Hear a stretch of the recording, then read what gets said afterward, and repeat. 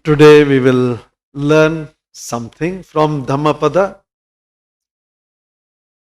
Dhammapada is, all of you know this, but keep it handy.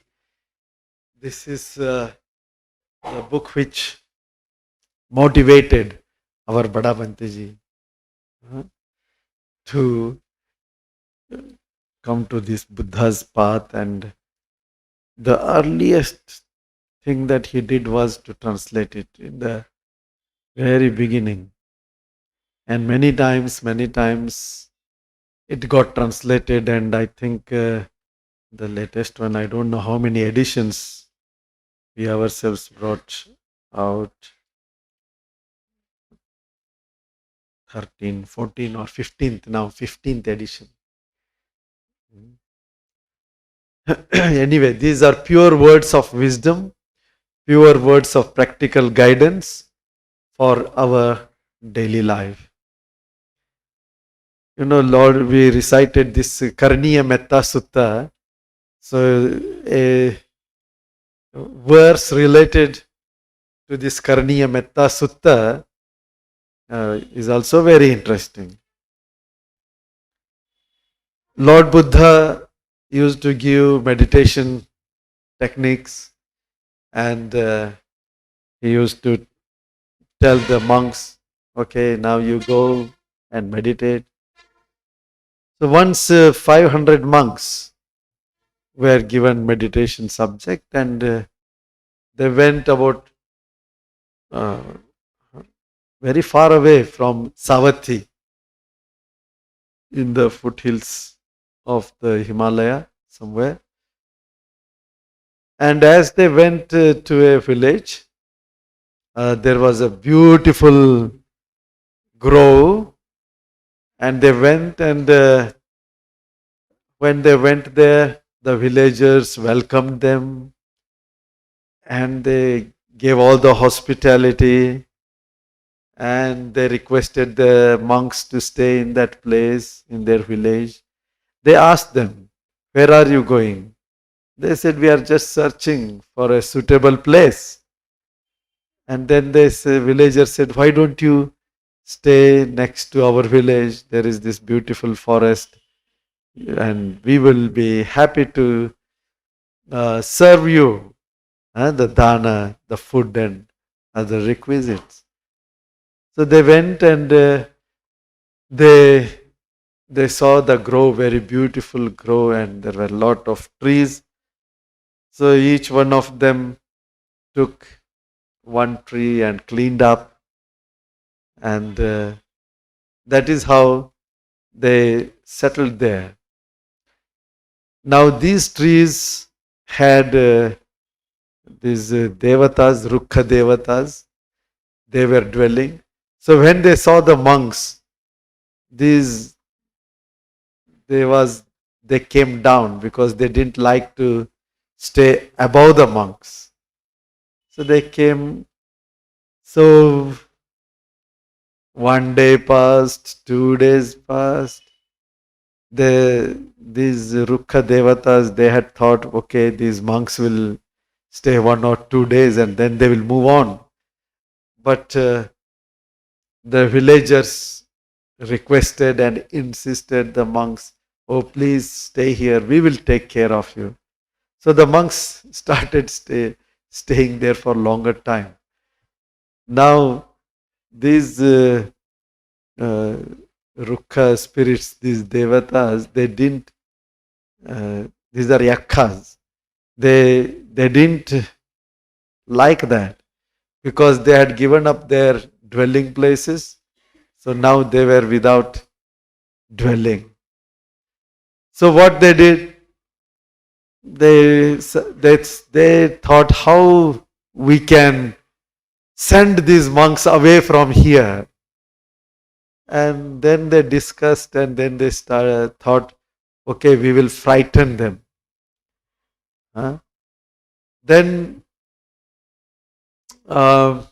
so they started making some strange sounds and they started making strange visions.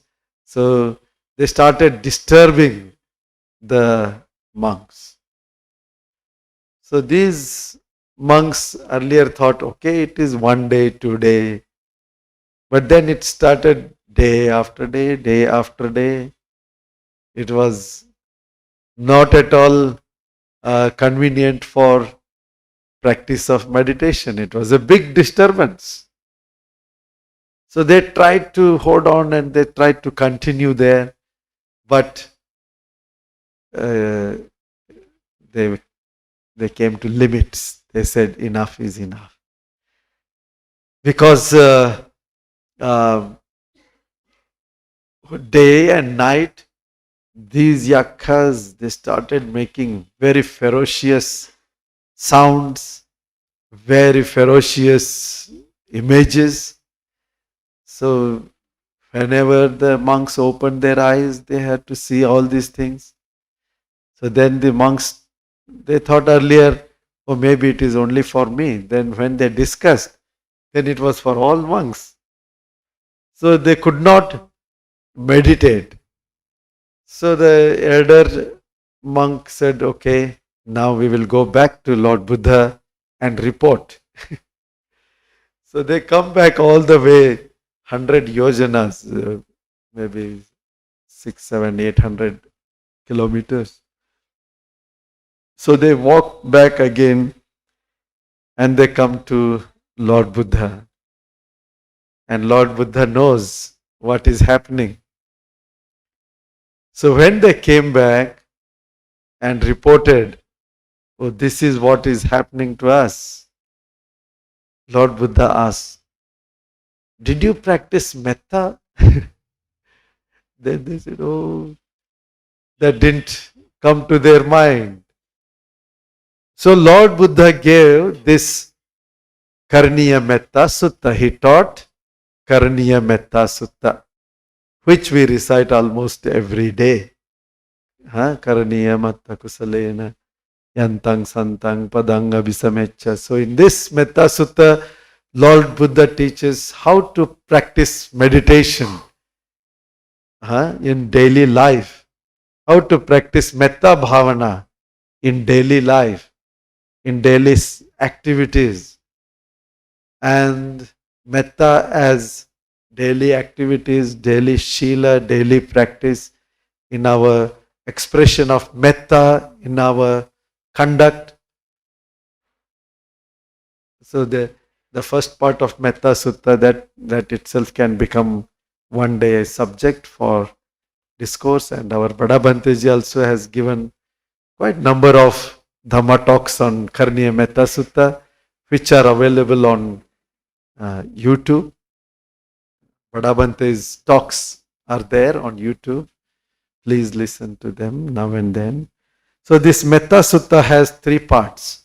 One is Metta in our daily conduct. Like Lord Buddha says, if you are practicing a Metta, then he says, Ujucha, Sujucha, Suvacho, be honest, be straight, be kind in your words. Suvacho, right? Full words. So Metta in speech, Metta in our action, Metta in our honesty. Anatimani, Metta you express by being humble and not atimani, that is arrogant. So like that, 15 of them are in day-to-day conduct.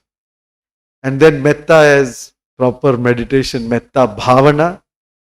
And we develop Metta for all beings, Metta for near and far and small and big and visible and invisible. So we break all those barriers. We spread loving kindness to all beings equally. Though we start practicing with ourselves and our near and dear ones, and then the little far and neutral ones and the unfriendly ones, disliked people. But later on, when you break all these barriers, your metta is equal for all beings, for all persons. The person who has helped you, you have the same metta. The person who has abused you or he has cheated you or anything, that fellow also you have the same metta. A person far away, somewhere a terrorist, also you have same metta. A person, a yogi, a meditator, a saint also has same metta. So that metta goes beyond all limits, all barriers. Because to break those barriers, the very first thing is this self. Self is also broken. The more of your self is broken, the more of these barriers are also broken. Because all these groups are formed based on self.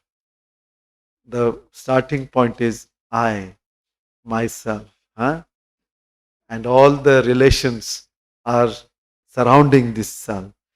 And in metta, as you spread metta, waves after waves after waves, then it flows freely to all beings, equally. All animals, lower beings, higher beings.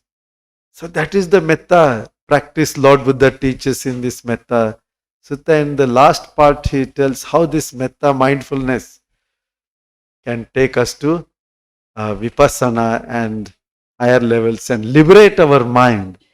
Metta cheto vimukti, so that we are not born again and again and again in this samsara.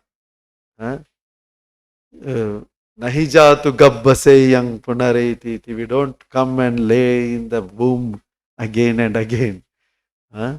So that is the Metta Sutta. Very powerful protective formula. Paritta Sutta. Lord Buddha gave. And then the monks were very happy. Oh, so nice, so nice. Then Buddha said, go now and meditate. Where to go? Lord Buddha said, go exactly to the same place, to the same village. They said, oh Lord, that is so difficult, this and that. It is so disturbing there. The Buddha said, no, you go there. As you approach the village, you throughout this one, you keep reciting. As you approach the village, focus your metta on these beings very powerfully. So they said, okay, and accordingly, they went practicing metta, reciting this sutta. And as they approached the village, they started focusing metta, loving kindness, loving kindness. And as they entered the villagers welcomed them. And as they went to their dwelling place, the trees, even these Rukha Devatas, these people also welcomed them. And they recited every day this Metta Sutta. There was no disturbance. Instead of disturbance, even they also started serving them, supporting them. Like that, they stayed very peacefully. And then, after peaceful dwelling, their meditations became very good. And they started developing understanding of impermanence. So as they were struggling to develop this vipassana jnana, so Lord Buddha was in Savatthi and he was able to read the minds of these monks, and he saw, oh, now they are trying to develop the anicca sanya, that is impermanence, the perception and understanding of impermanence. So Lord Buddha, sitting in his Gandhakuti, he meditated and sent his mind-made body, mind-made image to that place. And at that time, he recited this beautiful gatha. And this beautiful gatha is Kumbhupamang kayamimang viditva nagarupamang chittamidang tapetva yodhetamarang panya yudhena jitang charakhe anivesanosiya. Number 40 from Dhammapada. So, Lord Buddha said, Kumbhupamang, Kumbha is this clay pot, this pot, clay pot. Lord Buddha said, Kumbhupamang, Upama, that is, make this clay pot as your, this one, Upama, that is example, comparison. To what? This body. This body is like clay pot. Anytime it can break down. Isn't it true? This is so fragile. Realizing that this body is as fragile as a clay pot. Viditva. Kayamimang viditva. This body realizing. Viditva. Nagarupamang chittamidang tapetva. And fortifying this mind like a well-fortified city. You see, in the olden days, we had these forts. All these big cities and capitals, they used to have forts, a very big wall and very nicely protected. So these, the Nagara, the cities were protected by these forts. So fortified, just like the cities are fortified, you fortify your mind. Protect your mind. So important, no?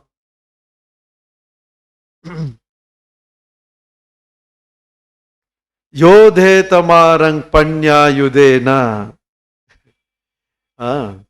Then the Buddha says, fight out Mara with the sword of wisdom. Yodhe tamarang panya yudena. So you have to fight with the Mara. You know, Mara is a very important word we come across in the Buddhist scriptures, in the Buddha's teachings, so often. Mara. Do you know what is Mara? Do you have idea about what is Mara? Lobha, Moha. They are Mara. Any other Mara? Mara means what? Akushala. Right? Any other Mara?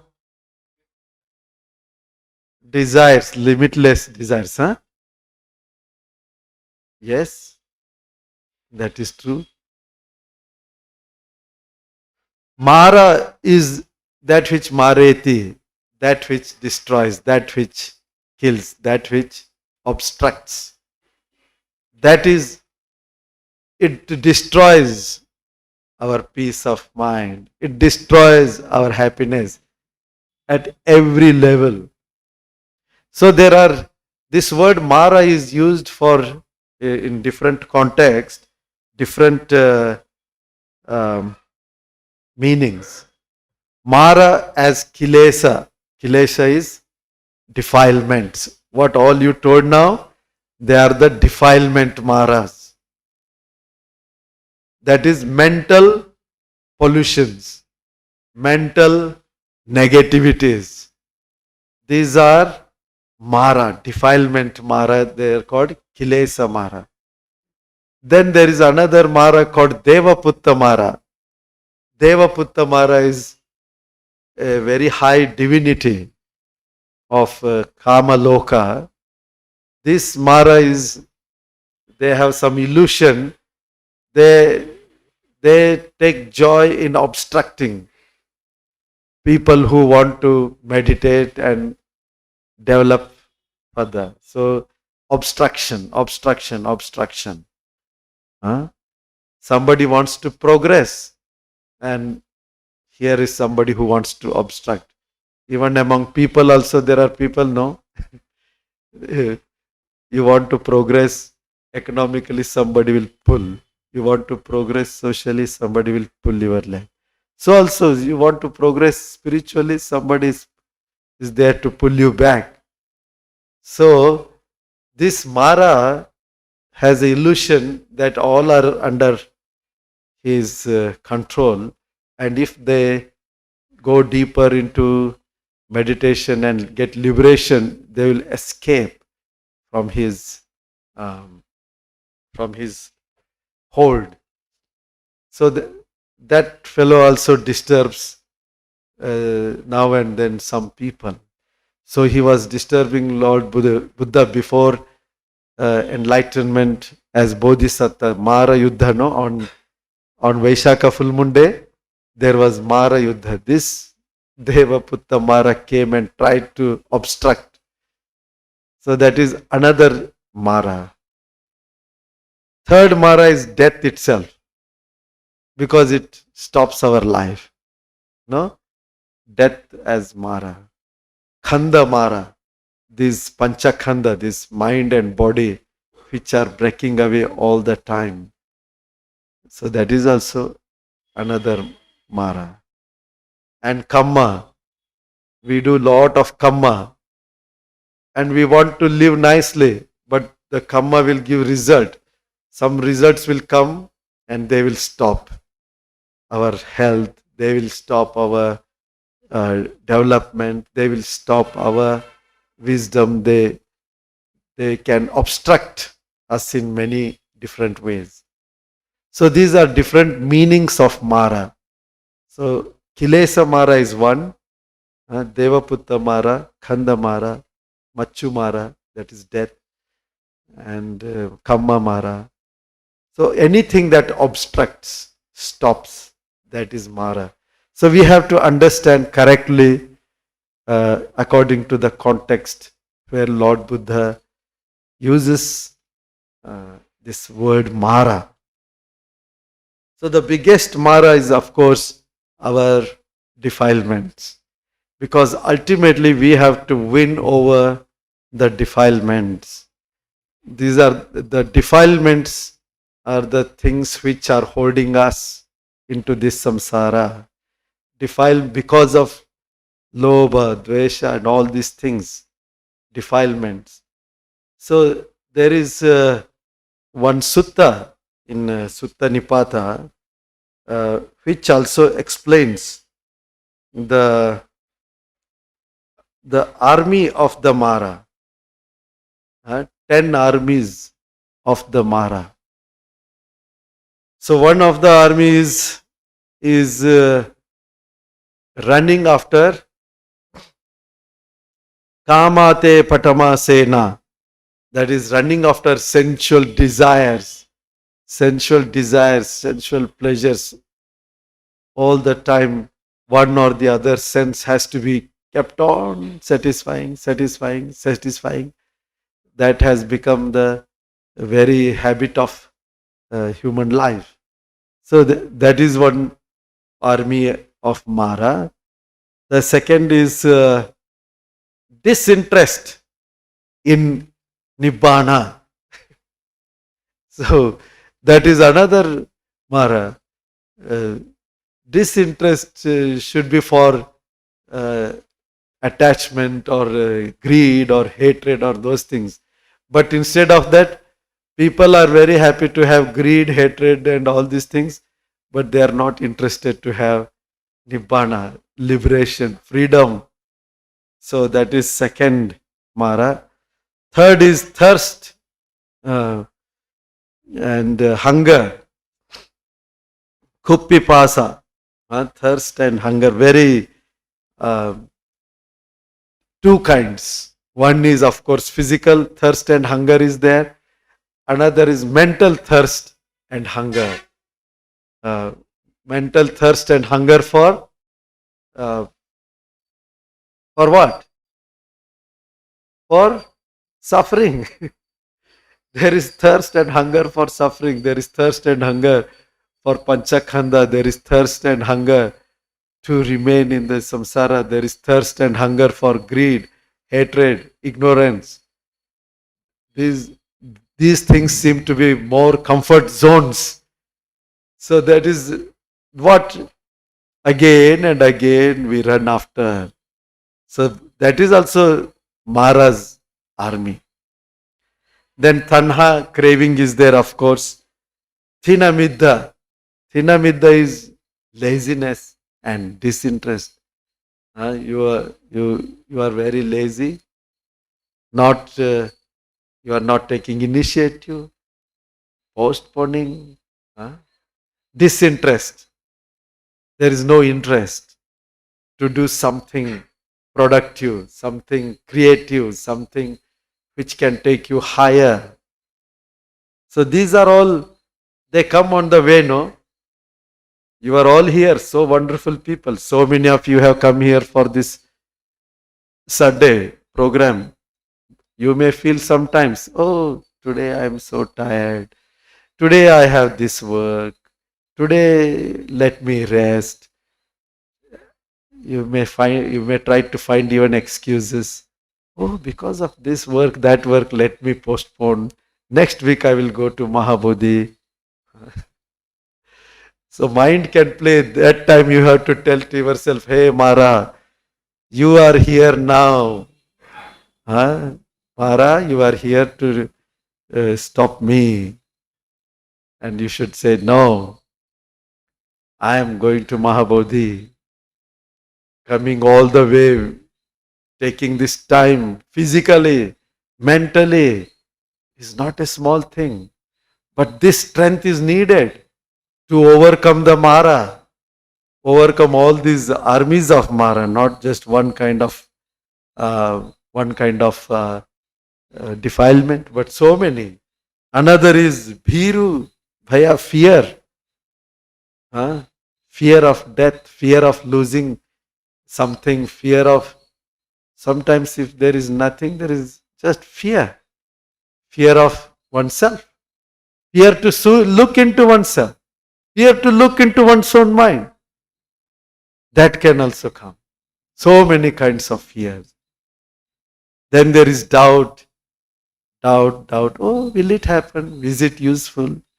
If I go to Maha Bodhi, is it useful? If I take Panchashila, is it useful? If I do meditation, is it useful? Doubts. Or Lord Buddha's this one, can I do? Is it possible for me? Am I able to do? Am I fit to do? Oh, so many kinds of doubts can come. Then Makho and Thambo, that is very, very hardened mind, adamant mind. Mind becomes so adamant, so like stone.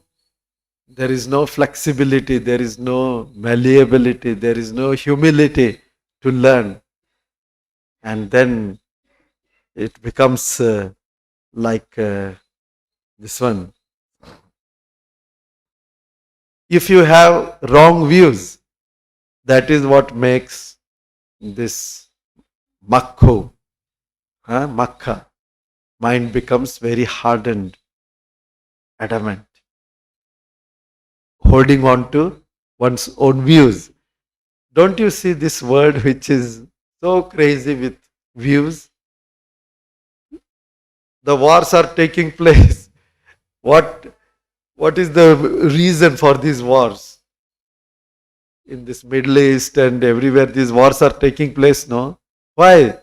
Just holding on to views. That's all. They think their view is superior and that has to be protected. such dangerous. Makho, they are all burning with makho, with holding on to these views, adamant, stubborn. Huh? They are stubborn and adamant and thinking, I am right and you are wrong. I should live and you should perish. What kind of mind? Mara is laughing and dancing at those people's minds. Huh? Because he is winning, no? Then there is Labho Sakkaro. Huh? It is here. Labho Silako Sakkaro Vicha Ladhocha Yo Yaso. So here Labha and Sakkara. Labha is gain, Sakkara is Satkara. So somebody is running after this name and fame. So that becomes obsession. For some people, it is such a big obsession that somebody has to keep on praising. If they are not praised, they feel offended. If their names are not mentioned, if they are not praised in front of the people, they feel it is something offense for them. Offended. Not just feeling bad, but they feel offended. So people run after this labha and satkara. Oh, that is also big army. Because it comes not in the form of ferocious, very negative way. It comes in a soft way. Gaining labha is good. There is nothing wrong. Gaining some name and fame, doing good. You do good and you get very good praise. Oh, so nice. That kind of satkara is nice. So it starts with doing good and ends up in a big mess. Isn't it? Labha and satkara. And then mana. Mana is conceit. So this mana, feeling oneself to be very high, like that, conceited, then leading to arrogance. So these are called Marasena. Have you understood? And where are these Marasena? In our own hearts. If they are nurtured, if they are given good training and practice, they will start affecting our mind. But we have to remove this Marasena. How? In this Gatha, we were reading this Gatha, no? Yodhe tamarang panya yudhena. How can you remove this? By panya, the sword of wisdom. Panya ayudha. Panya yudhena.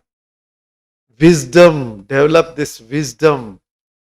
So with this wisdom, making wisdom as your weapon, you can remove the Marasena. So that is the Panya Yudhena. Jitang charakhe anivesanosiya.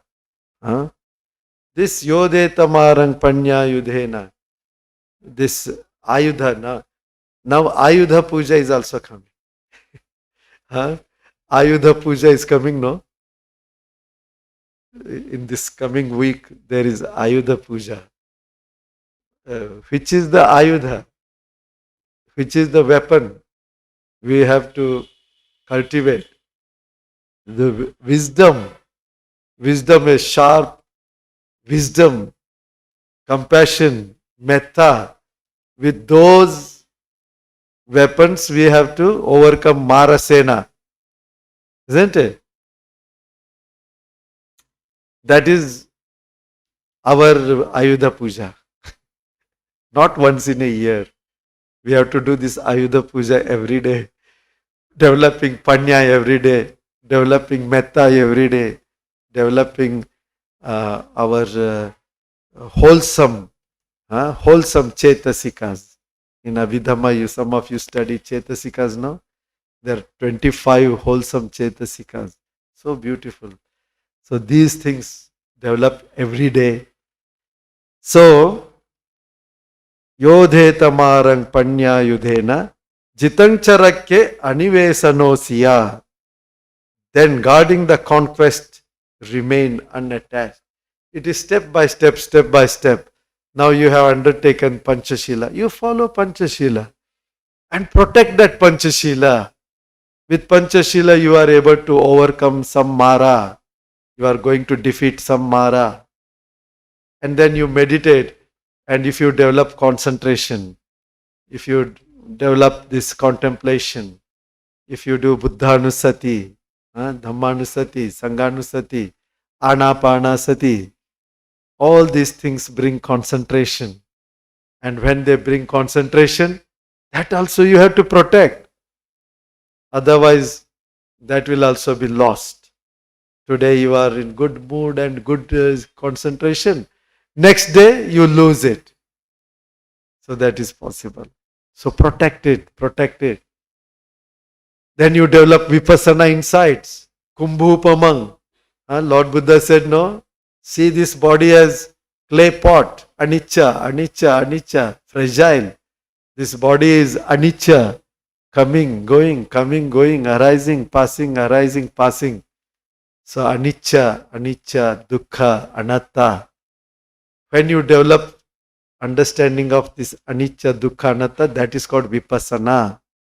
When you develop understanding of this nama rupa, body and mind, that is called vipassana. And this body and mind, they perform actions, wholesome action, unwholesome action. When you know, this is wholesome, this is unwholesome, that is vipassana.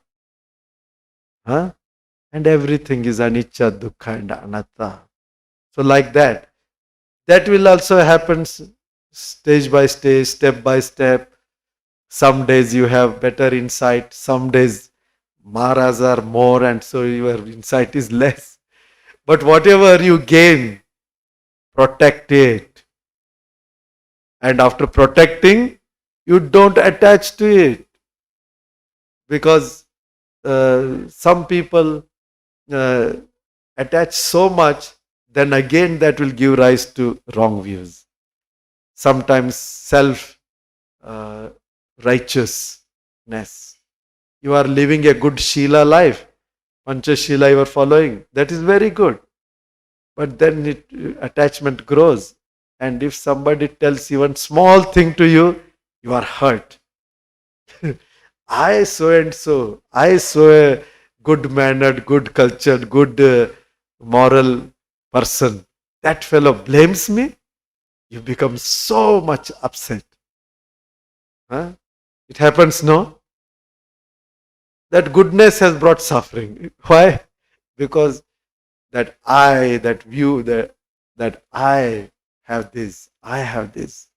So that kind of wrong view is created. So don't attach. Develop all these good states, but don't attach to them. Because ultimately, we have to realize Nibbana. Isn't it? So, Lord Buddha said this beautiful gatha. Kumbhupamang kaya mimang viditva nagarupamang chittamidang tapetva yodhe tamarang panyayudhena jitang charakke anivesanosiya. When he taught, this is part of our story. Do you remember this story? To whom Lord Buddha is telling this? Are you aware? To whom? You see, you have forgotten. To 500 monks who had gone, who faced this difficulty, came back to Buddha. Then the Buddha gave this Metta Sutta and sent them back. And when they went there, practiced Metta, everything was peaceful and they were developing this Samatha and Vipassana. So that was the time Lord Buddha taught this Gatha. So when Lord Buddha taught this one, all of them practiced Samatha Vipassana to the highest. All the 500 became arahants, listening to this gatha. So powerful. If we understand the meaning fully, we can also become realized persons. So this is the meaning. Okay. So what ayudha you are going to do puja? Panyayudena. In ayudha puja. Huh? So we will also do puja, okay? Ayudha puja is on which date? Which date it is coming now? Ayudha puja is on 11. And 12th is the Dasara. So we are going to have a night-long chanting here on this 11th night till 12th morning. Especially we want to dedicate this to our Guru Banteji and all the Bantes, all of you. So in this Varsha Vasa, many things have happened. So as mark of our gratitude and blessing, we would like to do this Mahaparitrana Patana, Mahaparitta chanting on 11th night. Will you come? Are you interested to come? Yes, come and join. We will start in the evening, 6 o'clock or 7 o'clock, and then till the morning, 6 o'clock, we will finish. The next day is Dasara. Dasara is also an important day, not because that day many animals are killed. That is important day because we spread metta. Dasara is the day in India blood flows like river. No? In villages, village after village, village after village, so many animals are sacrificed. But Dasara is the day we observe it as Dhamma Vijaya day.